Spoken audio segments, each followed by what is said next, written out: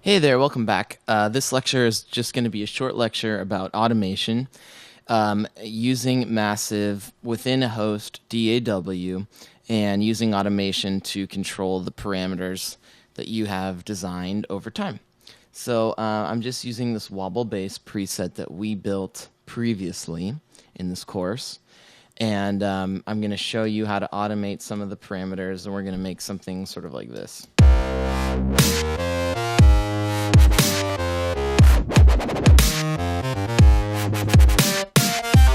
Okay, so if I, in Logic, which is what I'm using, if I press the letter A, you can see this automation happening here.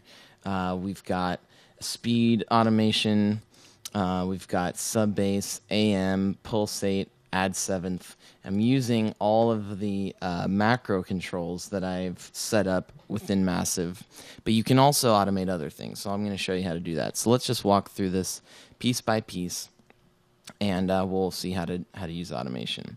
So I'm going to mute this track, and I'm going to pull up another instance of Massive, Audio Unit Instruments, Native Instruments, and Massive, like that. And then you can choose that file from wherever you've saved it.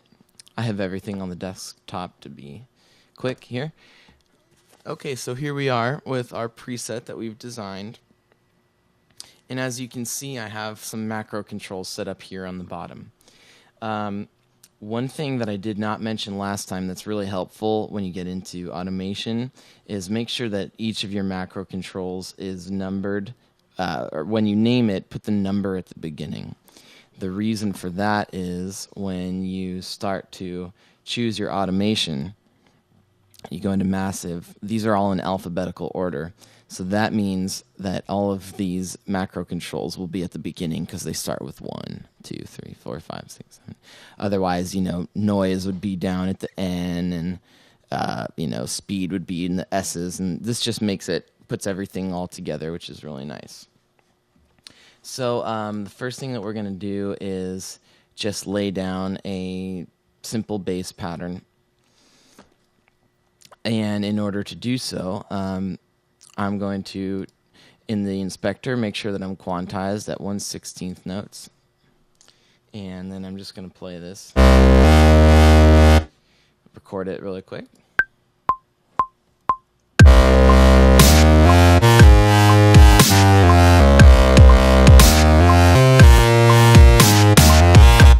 Something like that. I'm not going to get too crazy with that.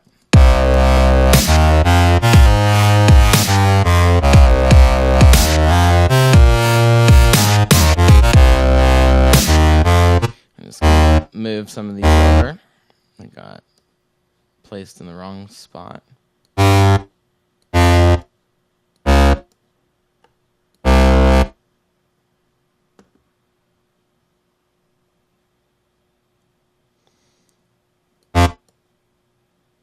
Okay, that's good enough for now. I'm also going to force these to be legato like this.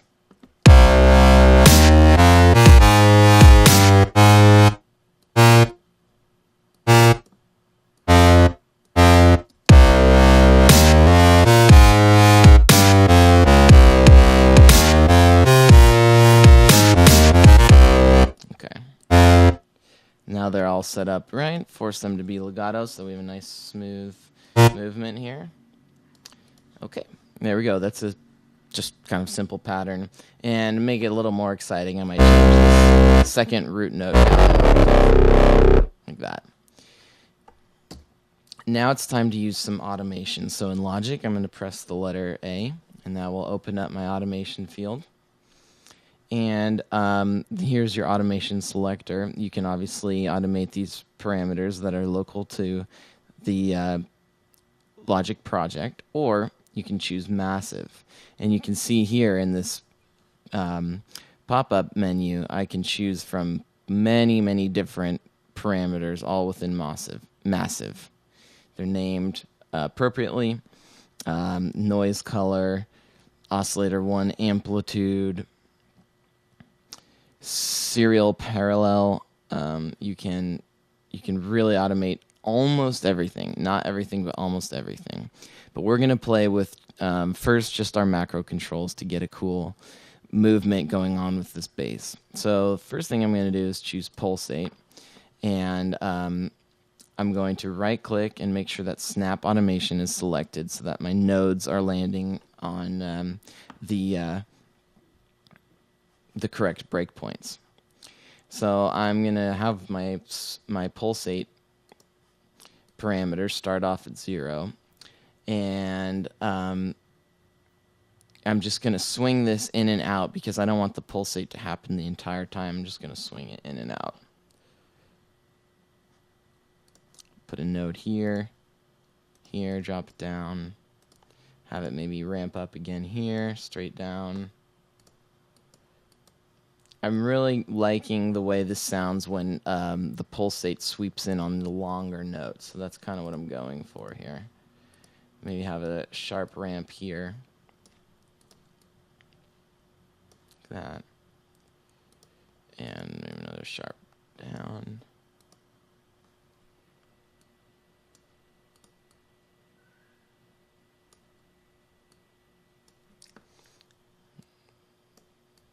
There we go.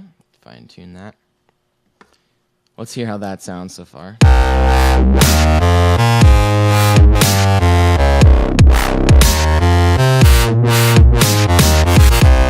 Okay, cool. Now let's work on the speed, which is macro control number 6. And so I'm just going to bring the speed in maybe right here. Just create a nice little triangle. Right here, have it go up faster.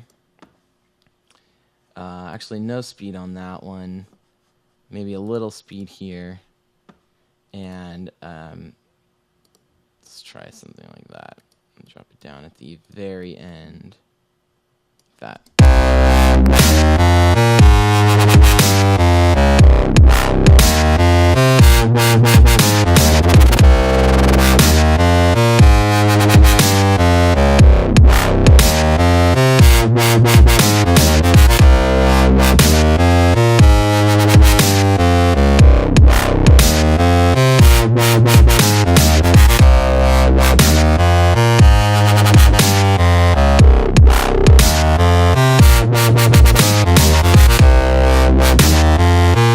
I'm just fine-tuning this as I loop through my cycle here to make sure that these little speed ramps are lining up well with the pulsate ramps that I've created as well.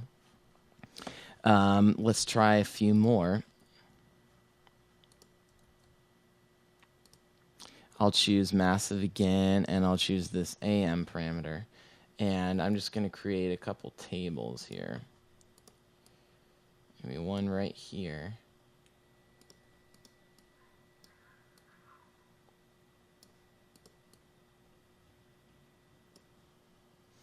And maybe another one right here.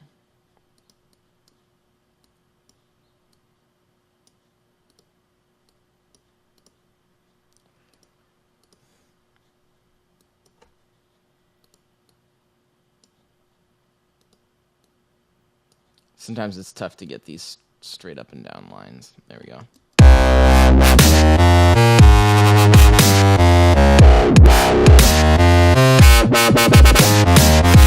So I'm not crazy about this table being here, like this. Oops. So I'm going to press the escape key so that I can choose my automation select tool. And then I'm just going to drag this over to maybe this section instead. That's a pretty convenient tool.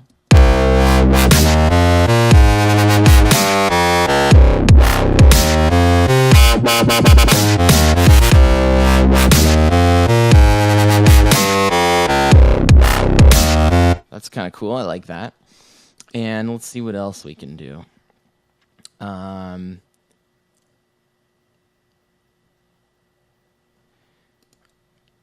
Let's throw in some add seventh here on the little the faster arpeggios. So I'm just going to press the escape key twice to return to my pointer tool, and going to do some of this here. A little bit there. And then maybe have it just finish off with a nice ramp up like that.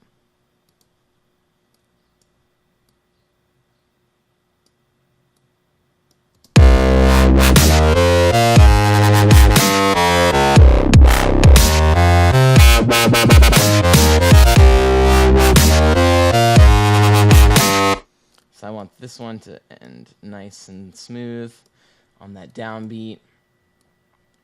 And I want this one to start off smoothly on this downbeat as well.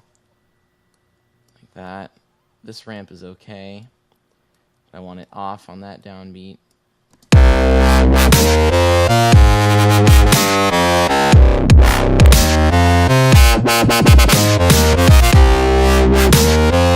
Okay, so that's using some of the macro controls.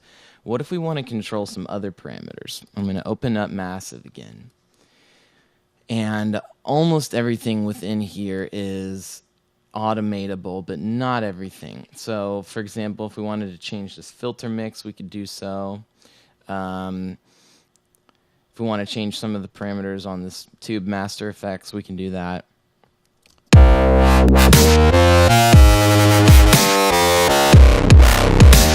So maybe you'll just have that drive increase on that second root node over here. So I'm going to go back into Massive, and I'm going to go down to FX1 parameter 2, because I think that's what we're dealing with. FX1 parameter 2 is drive. And you can choose parameter 3 and 4, but obviously in this master effects, nothing's happening. So we're choosing FX1 param 2. And I want the drive to increase. So this dark line is showing us where the knob is set right now. So I want to create a full blast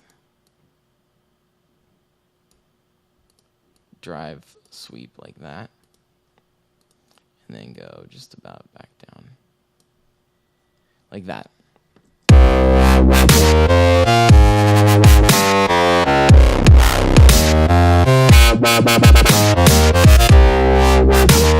Maybe we'll put a little swell at the beginning here too.